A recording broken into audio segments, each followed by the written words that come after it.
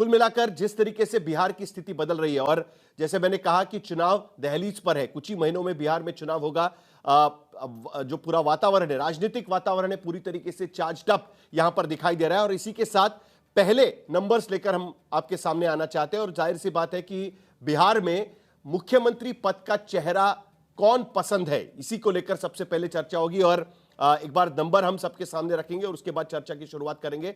अलग अलग सवाल भी इसको लेकर पूछे गए हैं। सी वोटर ने ये सर्वे किया हुआ है, इसके लिए इस बारे में और फरवरी से लेकर अब तक 4 बार यह सर्वे किया हुआ है। पहले आंकड़े आपके सामने, बिहार में अगले सीएम के तौर पर कौन पसंद है, यह जब सवाल पूछा गया तब तेजस्वी यादव 34.6% टॉप पर फिलहाल तेजस्वी यादव यहां पर दिख रहे हैं। और फरवरी से लगातार अब तक 4 बार सर्वे हुए, तेजस्वी यादव टॉप पर ही नजर आ रहे हैं। नीतीश कुमार 17.4%, और प्रशांत किशोर 18.2%, चिराग पासवान 9.9%, सम्राट चौधरी बीजेपी का पहला चेहरा टॉप 5 में नजर आ रहा है 9.6%, 9.6%। यानी तेजस्वी यादव नंबर 1 पर, प्रशांत किशोर नंबर 2 पर, नीतीश कुमार नंबर 3 पर, चिराग पासवान और सम्राट चौधरी नंबर 4 और नंबर 5 पर यहां पर नजर आ रहे हैं।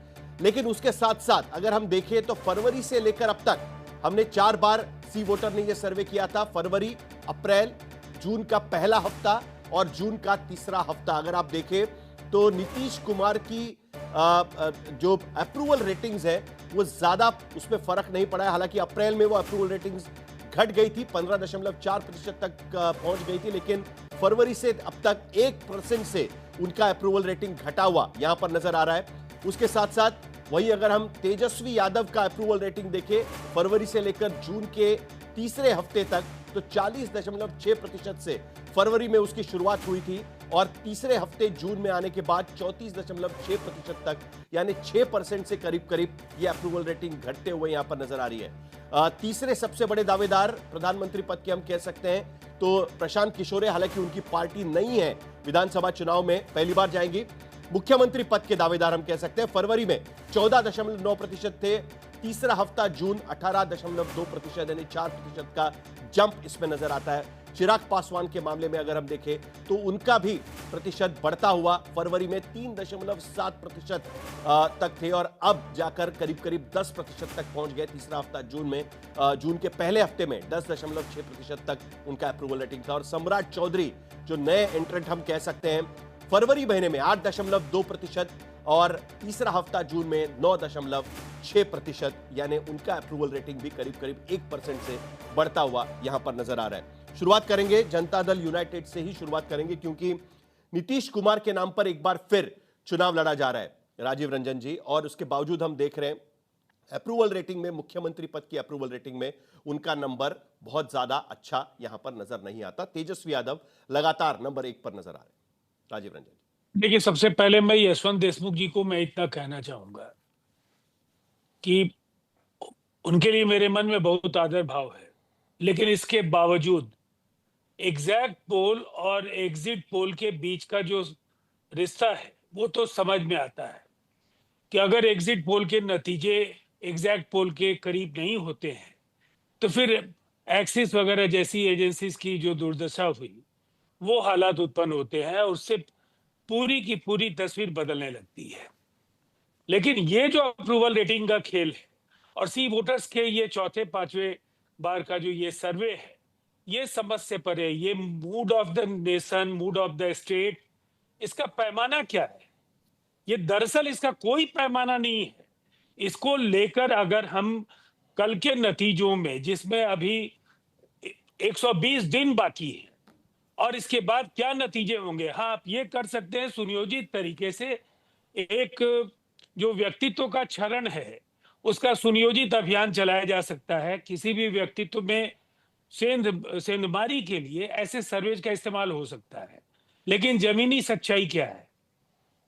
देखिए, नीतीश कुमार जी कभी अप्रूवल रेटिंग के मोहताज नहीं रहे। जनादेश को हम पैमाना लोकप्रियता का मानते हैं और 2005 के बाद से इस राज्य में जो भी चुनाव हुए, नीतीश कुमार जी जिस गठबंधन के चेहरा है, जनता ने आंख मूंद कर अपना आशीर्वाद दिया है। और ताजा जो लोकसभा के नतीजे हैं और उसके बाद बिहार विधानसभा के उपचुनाव के नतीजे हैं, इससे मेरी बात की पुष्टि हो जाएगी कि इसमें अप्रूवल रेटिंग क्या करेगा। चारों की चारों उपचुनाव की सीटें हम लोगों ने जीती, और लोकसभा में जब आसपास के राज्यों में एनडीए की सीटें कम हो रही थी, हमारे यहाँ मामूली गिरावट हुई और हमने 40 में 30 सीटें फिर से जीती।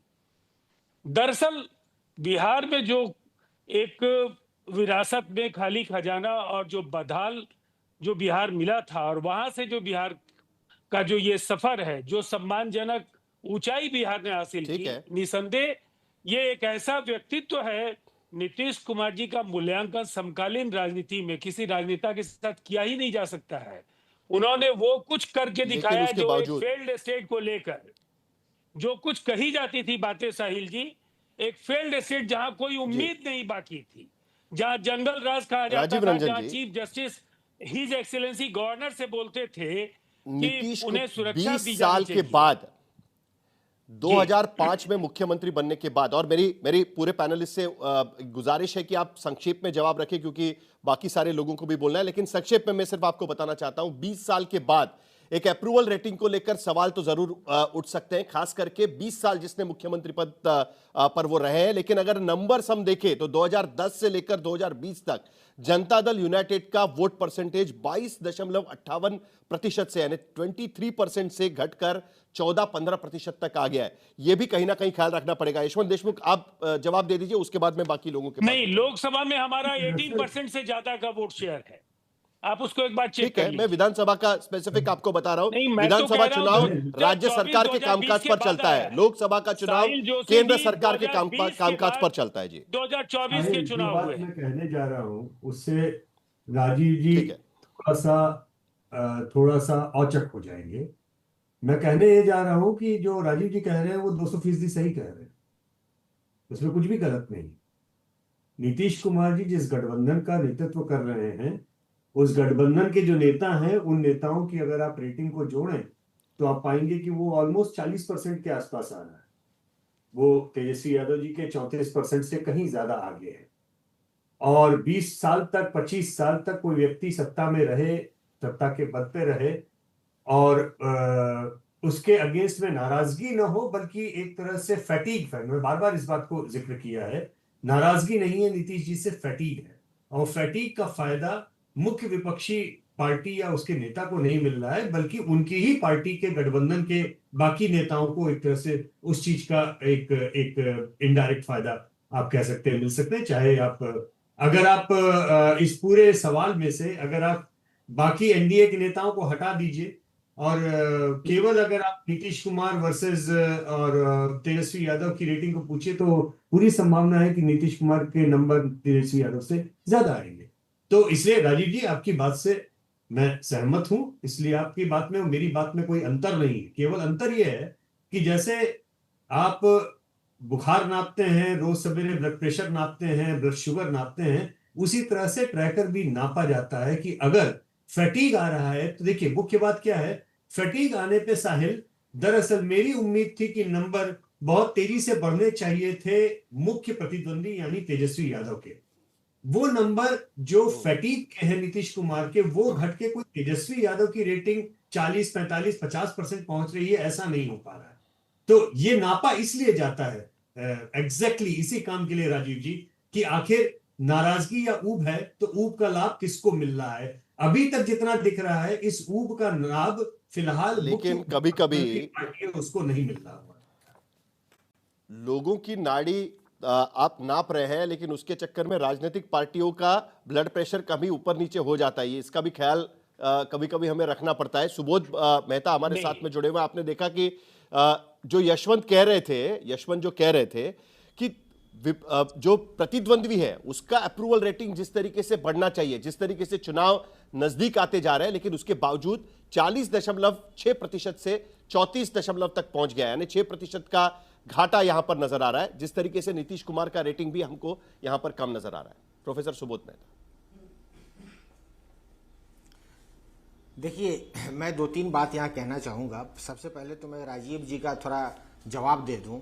कुछ बात उन्होंने ऐसी कही है कि जो मुझे जो है इस तरफ आकर्षित बिहार की जनमानस को और देश की जनमानस को करना चाहिए मुझे। उन्होंने बोला फेल्ड स्टेट। आपको पता होना चाहिए कि जब राबड़ी जी की सरकार गई थी तो हम लोग सरप्लस स्टेट थे, फेल्ड स्टेट नहीं थे, पहली बात। दूसरी बात, उन्होंने कहा जंगल राज। हम सब जानते हैं कि सामाजिक न्याय का राज था, और जहां तक जंगल राज की बात रही तो वहां पे जो जस्टिस है हाई कोर्ट के, उन्होंने जो है म्यूनिसिपल कॉर्पोरेशन के लिए वो संज्ञान दिया था। और आप देखिए उत्तर प्रदेश में जो है चीफ मिनिस्टर के खिलाफ क्या क्या नहीं हाई कोर्ट में उन्होंने जो बात कही। बात इन्होंने कहा क्राइम के ऊपर, आप जानिए 2005 का जो हमारे पास बिहार पुलिस का डाटा है, 2024-25 का भी है, सारा रिकॉर्ड देख लीजिए, कहीं पे 3 गुना क्राइम बढ़ा है, मर्डर से लेके महिलाओं के उत्पीड़न से लेके चोरी डाका हर चीज में। अब बात आई है माननीय तेजस्वी प्रसाद यादव जी का। देखिए माननीय मुख्यमंत्री नीतीश कुमार जी 20 साल से लगातार मुख्यमंत्री हैं। जो उनका सुशासन का जो मॉडल रहा था कि 3 चीज पे वो कॉम्प्रोमाइज नहीं करते थे, क्राइम पे, कम्युनलिज्म पे और करप्शन पे। आपको पता होगा क्राइम पे, जैसा मैंने बोला, पिछले 20 सालों में 65,000 हत्याएं हो गई है। और आप देखिए कम्युनलिज्म पे ही देखिए, अभी जो 2024 में भी जो डाटा आया है एनसीआरबी का, उसमें बिहार दूसरे स्थान पर है कम्युनल वायलेंस में। जहां तक बात रही करप्शन की, तो लगभग हर एक फ्लैगशिप प्रोग्राम है इनका, जल जीवन हरियाली हो, एग्रीकल्चर रोड मैप हो, लेकिन प्रोफेसर मेहता उसके बावजूद भी विपक्ष को जिस तरीके से रैली होने की जरूरत है, जिस तरीके से अप्रूवल रेटिंग बढ़ना चाहिए, जिस तरीके से लोगों को यह दिखना चाहिए कि हमें एक ऑप्शन चाहिए जिसके खिलाफ वोट डालने के लिए, वो अप्रूवल रेटिंग क्यों घटता हुआ नजर आ रहा है जिस तरीके से हम देख रहे हैं? सवाल यहां पर है जी। देखिए पिछले 17 महीने में जो हमारी सरकार रही नीतीश जी के साथ, जो हम लोगों ने काम किया, नौकरी के ऊपर काम किया, हेल्थ के ऊपर काम किया, एग्रीकल्चर के ऊपर काम किया, और आईटी पॉलिसी और स्पोर्ट्स पॉलिसी, हर तरह की हम लोगों ने जो काम किया, उसको देखकर ही लगातार हमारे जो मुख्यमंत्री बिहार के जो भविष्य हैं उनकी रेटिंग सबसे ऊपर है। हाँ, जहां तक आपने बात कही कि रिसेंटली क्या हुआ कि उनका रेटिंग घट गया, तो ये जो डाटा का जो एक्यूमुलेशन है, तो मुझे लगता है कि अगर आप डाटा एक्यूमुलेट करने के लिए जो सेगमेंट को आपने लिया है, हो सकता है कि उस सेगमेंट में जो है ऐसे ट्रेडिशनल वोट बैंक रहे हो बीजेपी के, वहां पे ये डाटा का एक्यूमुलेशन हुआ होगा। लेकिन मेरा मानना है कि आने वाले दिनों में जिस तरीके से, देखिए आने वाले दिनों में जिस तरीके का इलेक्शन कमीशन ने फरमान जारी किया है कि रिव्यू करेंगे, वो ये साफ दिखलाता है कि दीवालों पे इबारत लिखी हुई है कि अगला मुख्यमंत्री बिहार का जो है नीतीश कुमार नहीं तेजस्वी प्रसाद यादव होंगे। इसी से डर कर प्रोफेसर अजय आलोक को दुरुपयोग इसके बावजूद भी भारतीय जनता पार्टी का नेता 4 नंबर पर नजर आता है, और वो भी वो नेता जो ओरिजिनली भारतीय जनता पार्टी से नहीं है। सुशील मोदी एक जमाने में भारतीय जनता पार्टी को लीड किया करते थे बिहार में। इस चुनाव में हम देख सकते हैं कि जो आपके मुख्यमंत्री पद के कैंडिडेट है, पता नहीं कि वो अधिकृत तौर पर आपने अभी तक घोषणा की है कि नहीं, लेकिन उसके बावजूद वो नंबर 3 पर चल रहे हैं, और भारतीय जनता पार्टी के नेता सम्राट चौधरी जो बीजेपी के ओरिजिनल नहीं है, वो नंबर 4 पर चल रहे हैं। आपको लगता है कि बीजेपी को एक चेहरा देना चाहिए था, क्योंकि बीजेपी सबसे बड़ी पार्टी है आज की स्थिति में एनडीए में? अरे बीजेपी ने तो चेहरा घोषित किया हुआ भाई, नीतीश जी के नेतृत्व में चुनाव लड़ रहे, तो बीजेपी को अलग से चेहरा देने की जरूरत कहां है साहिल जी? मैं प्रोफेसर अजय आलोक नहीं हूं, डॉक्टर अजय आलोक हूं। एनीवे, मैं देख रहा हूं साहिल जी आपको, यशवंत जी को विपक्ष से, हाँ मैं देख रहा हूं कि यशवंत जी हो गए, आप हो गए, मतलब विपक्ष की चिंता आप लोग को विपक्ष से ज्यादा है। क्यों नहीं बढ़ रहे हैं विपक्ष का कंसोलिडेटेड फिगर तेजस्वी के फैक्टर में क्यों नहीं बढ़ रहा है? अरे ये चिंता उनको करने दीजिए ना, आप लोग काहे के लिए चिंता किए हुए हैं? जहां तक नहीं बिहार की बात, बिहार बहुत पॉलिटिकली डायनेमिक स्टेट है। चाणक्य की नीति हूं, आर्यभट्ट का आविष्कार हूं, महावीर की तपस्या हूं, बुद्ध का स्वरूप हूं, जी हां बिहार हूं मैं। जहां से चाणक्य, महावीर, आर्यभट्ट ऐसे ऐसे लोग निकले हैं बिहार की धरती से, वहां आप 9वीं फेल के लिए बात कर रहे हैं। क्या आपको लगता है बिहार की बौद्धिक स्थिति इतनी कमजोर है? वो जी तो अच्छे खासे पढ़े लिखे हुए हैं, मेरे स्कूल में मेरे जूनियर भी रहे, मैं जानता हूं इनको व्यक्तिगत तौर पर भी, इज्जत करता हूं इनकी। मुझे तो आश्चर्य लगता है कि डिफंक्ट को, फेल्ड स्टेट बिहार को कैसे ये नहीं मानते थे राबड़ी के समय में। अंगूठा छाप मुख्यमंत्री, अब फेल्ड स्टेट नहीं था Bihar. 1.6% GDP growth, failed state नहीं था बिहार। एक जगह रोड नहीं, फेल्ड स्टेट नहीं था बिहार। मात्र 800 मेगावाट की कंजम्पशन होती थी बिहार में, फेल्ड स्टेट नहीं था बिहार। तो क्या होता है फेल्ड स्टेट? प्रधानमंत्री, तत्कालीन प्रधानमंत्री अटल बिहारी वाजपेयी को गांधी मैदान से आके हुंकार लगानी पड़ी थी, मेरा किसले मुझे लौटा दो। किसले एक बच्चा था जिसका अपहरण कर लिया गया था, प्रधानमंत्री को इससे बड़ी लॉ एंड ऑर्डर की क्या सिचुएशन हो सकती है? जंगल राज हमने नहीं दिया भाई साहब, पटना हाईकोर्ट ने कहा था ये जंगल राज।